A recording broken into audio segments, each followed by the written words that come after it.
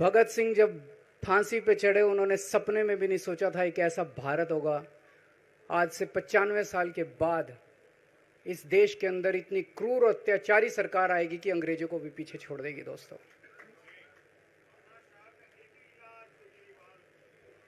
मुझे जेल क्यों भेजा इन लोगों ने? ऐसा नहीं कि केजरीवाल ने कोई भ्रष्टाचार किया, वो इनको भी पता है, मेरे को भी पता है, आपको भी पता है। इन्होंने जेल क्यों भेजा मेरे को? इनका मकसद था आम आदमी पार्टी को तोड़ना। इनका मकसद था केजरीवाल के हौसले को तोड़ना, केजरीवाल की हिम्मत को तोड़ना। इन्होंने फॉर्मूला बना रखा है। आप देख रहे हो किस तरह से एमएलए तोड़ दो, एमएलए खरीद लो, ईडी भेज के डरा दो, सीबीआई भेज के डरा दो, फर्जी केस कर दो, जेल में डाल दो, पार्टी तोड़ दो। महाराष्ट्र में कैसे उन्होंने दो राष्ट्रीय पार्टियां तोड़ दी। पार्टी तोड़ दो, सरकारें गिरा दो और अपनी सरकार बना लो। इनको यह लग रहा था केजरीवाल को जेल भेज देंगे तो दिल्ली में इनकी पार्टी टूट जाएगी, दिल्ली में बीजेपी की सरकार बना लेंगे। इनको लग रहा था पंजाब की सरकार तोड़ के पंजाब में हम अपनी सरकार बना लेंगे, इनके एमएलए तोड़ लेंगे। लेकिन हमारी पार्टी नहीं टूटी, हमारे एमएलए नहीं टूटे, हमारे एमएलए तो छोड़ो, कार्यकर्ता भी नहीं टूटे। इनकी बड़ी बड़ी साजिशों के खिलाफ, बड़े बड़े षड्यंत्रों के खिलाफ केवल आम आदमी पार्टी में ताकत है जो आज इनका सामना कर रही है। इनको लगा केजरीवाल के हौसले तोड़ देंगे। आज मैं आपके सामने खड़ा हूं और मैं पूरे विश्वास के साथ कह रहा हूं कि जेल के इन 150-200 दिन जो मैं जेल में रहा, इन दिनों ने मेरे हौसले को और 100 गुना बढ़ा दिया है, कम करने की बजाय। ये लोग पूछते हैं कि केजरीवाल जब जेल में था इसने इस्तीफा क्यों दिया, क्यों नहीं दिया? जेल में से सीएम के पद से इस्तीफा क्यों नहीं दिया? मैंने इस्तीफा इसलिए नहीं दिया क्योंकि मैं देश के जनतंत्र को बचाना चाहता था। इन्हें जो इतने फॉर्मूले बना रखे हैं, एमएलए तोड़ दो, पार्टियां तोड़ दो, एमएलए खरीद लो, डरा दो। अब एक फॉर्मूला और इन्होंने नया बनाया है। जहां जहां ये चुनाव हारे, वहां वहां के मुख्यमंत्री पे फर्जी केस करके उसको गिरफ्तार कर लो और उसकी सरकार गिरा दो। अगर मैं इस्तीफा दे देता, अगर मैं हेमंत सोरेन साहब ने इस्तीफा दिया, मैं भी इस्तीफा दे देता। इन्होंने सीतारमैया पे भी अभी केस किया है, इस सीतारमैया साहब के ऊपर। इन्होंने पिनाराई विजयन के ऊपर भी केस कर रखे हैं, ममता दीदी के ऊपर केस कर रखे हैं। ये एक ऑपोजिशन के मुख्यमंत्री को नहीं छोड़ते, एक एक को पकड़ के फर्जी केस कर करके उनको जेल में डाल देते और एक एक की सरकार गिरा देते। मैं जेल में गया, अभी 10 दिन पहले सुप्रीम कोर्ट की एक बेंच ने पूछा सरकार से कि जेल के अंदर से सरकार क्यों नहीं चल सकती। बड़ा आप लोगों ने अखबार में, सुप्रीम कोर्ट ने पूछा है केंद्र सरकार से कि जेल के अंदर से सरकार क्यों नहीं चल सकती, तो जेल के अंदर से सरकार साबित कर दिया हमने। अब मैं देश के सारे नॉन बीजेपी मुख्यमंत्रियों से हाथ जोड़ के विनती करना चाहता हूं, अब अगर प्रधानमंत्री जी हिम्मत करें आप पे फर्जी केस करके आपको जेल में डालें, इस्तीफा मत देना, किसी हालत में इस्तीफा मत देना। जेल से सरकार चलाना हम सबको मिलके, ऐसा नहीं कि हम पद के लालची हैं, ऐसा नहीं कि मुख्यमंत्री पद हमारे लिए महत्वपूर्ण है, इसलिए क्योंकि हमारे लिए हमारा संविधान जरूरी है, हमारा देश जरूरी है, जनतंत्र जरूरी है, जनतंत्र को बचाना जरूरी है। इतने भारी बहुमत से जीती हुई सरकार, एक बार 70 में से 67 सीट आई, एक बार 70 में से 62 सीट आई, और आप पकड़ के जेल में डाल दोगे और कहोगे इस्तीफा दे। मैं सारे मुख्यमंत्रियों से आज हाथ जोड़ के विनती करना चाहता हूं, इनका ये नया फॉर्मूला भी आम आदमी पार्टी ने फेल कर दिया है, जो इन्होंने नया फॉर्मूला बनाया।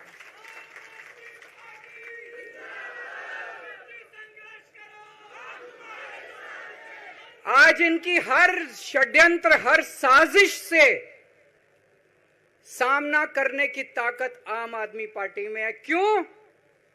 क्योंकि हम ईमानदार हैं। दिल्ली में सरकारी स्कूल थे, गरीबों के बच्चे सरकारी स्कूल में पढ़ने जाया करते थे। सरकारी स्कूलों की हालत बहुत खराब थी, गरीबों के बच्चों का कोई भविष्य नहीं था। 16 लाख बच्चे दिल्ली के सरकारी स्कूलों में पढ़ते थे। टूटे फूटे टिन के स्कूल थे, डिब्बे थे, स्कूल क्या डिब्बे थे। कोई पढ़ाई नहीं होती थी, गरीबों के बच्चों का भविष्य खराब था।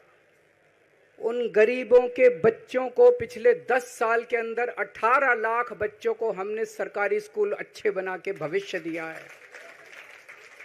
हम ये कैसे कर पाए? हम ये कर पाए क्योंकि हम ईमानदार हैं। आज अगर किसी के घर में कोई बीमार हो जाए, प्राइवेट में ले जाओ, लाखों लाखों रुपए खर्च हो जाते हैं। अगर थोड़ी सी सीरियस बीमारी हो, छोटी सी बीमारी हो, 10-15 हजार रुपए कहीं नहीं गए। इन बड़े बड़े अस्पतालों में ले जाओ। दिल्ली के अंदर हर सरकारी अस्पताल को शानदार बनाया, नए नए सरकारी अस्पताल खोले, गली गली में मोहल्ला क्लिनिक खोला।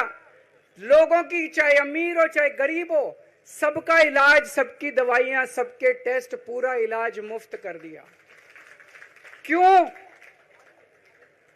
क्योंकि हम ईमानदार हैं। आज दिल्ली की महिलाएं जब बस में सफर करती हैं, उनकी टिकट नहीं लगती। बाकी देश की सरकारें घाटे में चल रही हैं, दिल्ली की सरकार ये सब सुविधा देने के बावजूद फायदे में चल रही है। क्यों? क्योंकि हम ईमानदार हैं। आज दिल्ली के अंदर इतनी सुविधाएं, 24 घंटे बिजली आती है आज दिल्ली में, पहले 8-8 घंटे के पावर लगते थे। हम ये कर पाए क्योंकि हम ईमानदार हैं। आज दिल्ली के लोगों को फ्री बिजली मिल रही है। कैसे? क्योंकि हम ईमानदार हैं।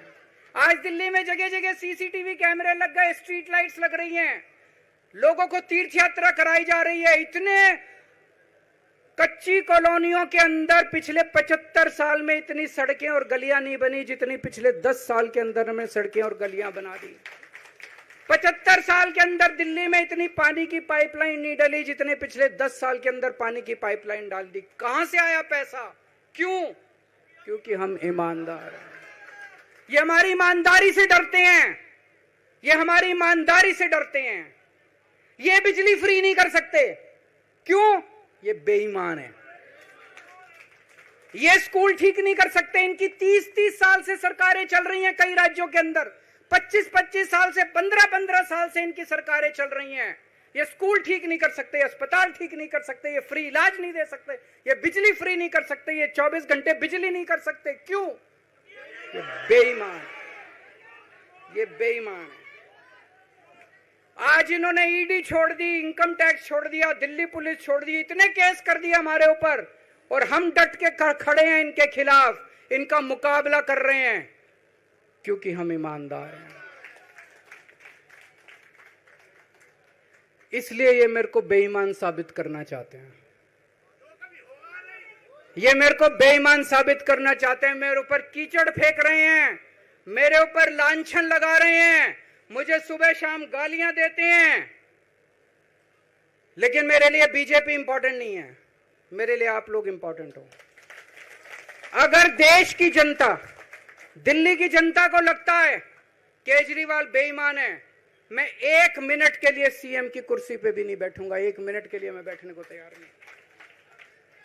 मैंने अपने जीवन में कुछ नहीं कमाया, मेरा बैंक अकाउंट खाली है, हमारी पार्टी का बैंक अकाउंट खाली है। मैंने जिंदगी में कुछ नहीं कमाया, अपनी इज्जत और अपनी ईमानदारी के सिवा मेरे पास कुछ नहीं आया। इनकम टैक्स में कमिश्नर की नौकरी करता था, 2000 में नौकरी छोड़ के सन 2000 से 2010 तक 10 साल मैंने दिल्ली की झुग्गियों के अंदर बिताए हैं। कुछ महीने दिल्ली की झुग्गियों में जाके रहा मैं, झुग्गी के अंदर, नंद नगरी, सुंदर नगरी की झुग्गियों के अंदर मैंने गली गली में खाक छानी है कि गरीब आदमी रहता कैसे, उसके घर का गुजारा कैसे चलता है। अगर पैसे कमाने हो तो इनकम टैक्स कमिश्नर की नौकरी बुरी नहीं थी। और जब मैंने नौकरी छोड़ी थी तब कोई पार्टी नहीं थी, कुछ नहीं थी। ऐसा नहीं था कि उस टाइम ये था मुख्यमंत्री बनने चला था या कोई पार्टी, कुछ नहीं था, कोई भविष्य नहीं था। केवल देश के लिए जुनून था कि देश के लिए कुछ करना है, देश के लिए कुछ करने हैं। 49 दिन की सरकार के बाद इस्तीफा दिया था, अपने असूलों के लिए इस्तीफा दिया था। किसी ने इस्तीफा मांगा नहीं था, अपने आप इस्तीफा दिया था। आज के तारीख में, आज के जमाने में कोई अपनी चपरासी की नौकरी नहीं छोड़ता। मैंने मुख्यमंत्री की कुर्सी छोड़ी थी, अपने आप छोड़ी थी। ना पद का लालच है, ना दौलत का लालच है। केवल देश के लिए कुछ करने का जुनून है, देश के लिए कुछ करने के लिए आए हैं।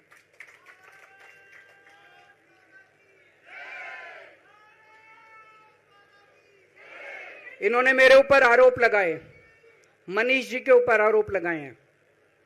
इस देश का जो सबसे कठोर कानून है ईडी का कानून, पीएमएलए, जिसमें बेल भी नहीं मिलती, बेल मिलनी भी मुश्किल है, उसके अंदर हमारे ऊपर तरह तरह के इन लोगों ने आरोप लगाए हैं।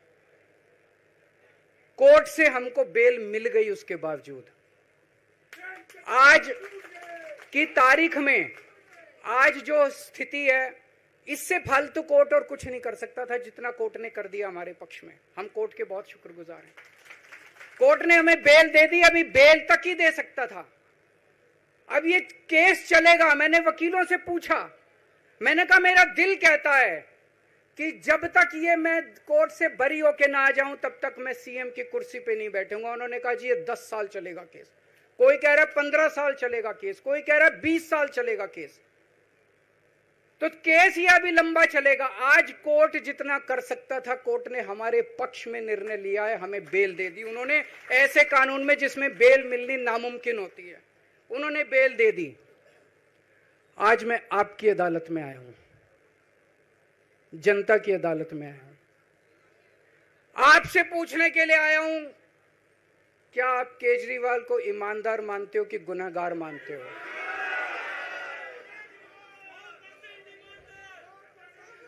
मैं दिल्ली की जनता से पूछना चाहता हूं, मैं देश की जनता से पूछना चाहता हूं कि क्या केजरीवाल ईमानदार है कि गुनहगार है?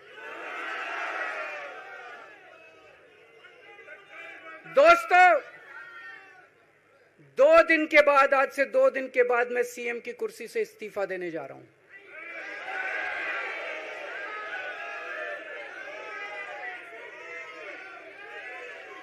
और मैं तब तक सीएम की कुर्सी पे नहीं बैठूंगा जब तक जनता अपना फैसला ना सुना दे। मैं जनता के बीच में जाऊंगा, गली गली में जाऊंगा, घर घर में जाऊंगा, और जब तक जनता अपना फैसला ना सुना दे कि केजरीवाल ईमानदार है, तब तक मैं सीएम की कुर्सी के ऊपर नहीं बैठूंगा।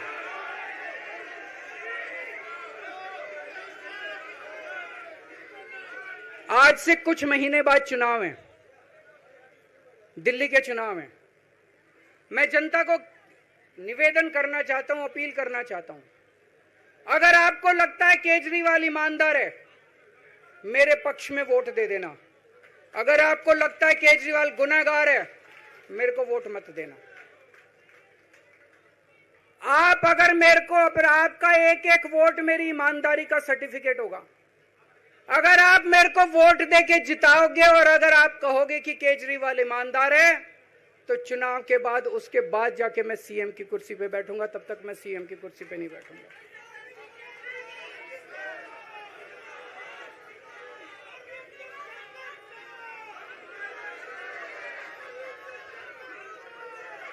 आपको लग रहा होगा अभी अभी जेल से रिहा होके आया है, ये कैसा क्यों बोल रहा है? अभी अभी जेल से रिहाई होके आया है, अब ये इस्तीफा क्यों दे रहा है? इन्होंने मेरे ऊपर आरोप लगाया है, इन्होंने आरोप लगाया है कि केजरीवाल चोर है, इन्होंने आरोप लगाया है केजरीवाल भ्रष्टाचारी है, इन्होंने आरोप लगाया है केजरीवाल ने भारत माता के साथ धोखा किया है। ये करने के लिए नहीं आया था मैं, सत्ता से पैसा और पैसे से सत्ता, इस खेल के खेलने के लिए मैं नहीं आया था। मैं देश के लिए कुछ करने के लिए आया था। जब 14 साल के बाद भगवान राम वनवास से लौटे, सीता मैया को अग्नि परीक्षा देनी पड़ी थी। आज मैं जेल से आया हूं, मैं अपनी अग्नि परीक्षा देने के लिए तैयार हूं।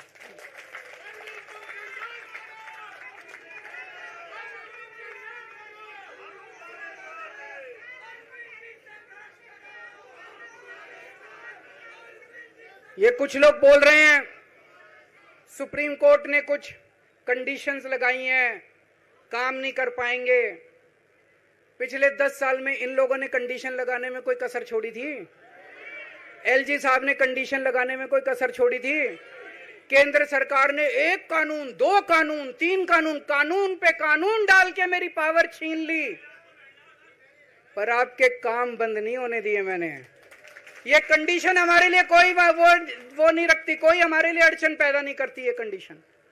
इन कंडीशन को भी देख लेंगे, लेकिन मेरे लिए जो मायने रखता है वो है मैंने अपनी जिंदगी में ईमानदारी कमाई है।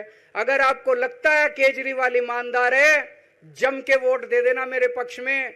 चुनाव के बाद सीएम की कुर्सी पे जाके बैठूंगा।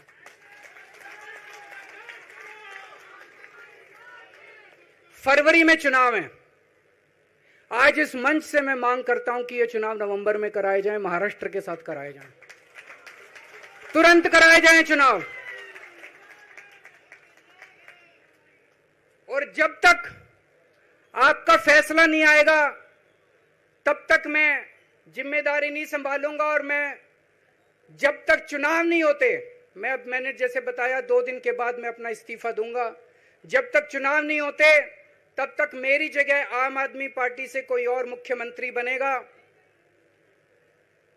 अगले 2-3 दिन के अंदर विधायक दल की मीटिंग होगी और विधायक दल की मीटिंग में अगले मुख्यमंत्री के नाम का तय किया जाएगा। मैं मनीष जी से बात कर रहा था, जो पीड़ा मेरे मन में है वो पीड़ा मनीष जी के मन में भी है। इनके लिए भी वही सब कहा गया जो मेरे लिए कहा गया है। मनीष जी का भी कहना है कि ये दिल्ली के उप मुख्यमंत्री और शिक्षा मंत्री और मंत्री का पद तभी संभालेंगे जब दिल्ली की जनता कहेगी कि मनीष सिसोदिया ईमानदार है। तो मैं और मनीष सिसोदिया, हम दोनों का फैसला आपके हाथ में है, जनता के हाथ में है। हम दोनों जनता की अदालत में जा रहे हैं, गली गली जाएंगे, जनता के बीच में जाएंगे और उनसे पूछेंगे, अगर जनता कहेगी ईमानदार है तो हम आके इसकी कुर्सी पे बैठेंगे। 2020 में आया था मैं, 2020 में मैंने कहा था, मैंने अगर काम किया हो तो मेरे को वोट देना और काम नहीं किया हो तो वोट मत देना। कहा था कि नहीं कहा था? आज मैं आपके बीच में आया हूं, मैं कह रहा हूं अगर मैं ईमानदार हूं तो वोट देना, अगर मैं बेईमान हूं तो वोट मत देना, बिल्कुल मत देना। भारत माता की, भारत माता की।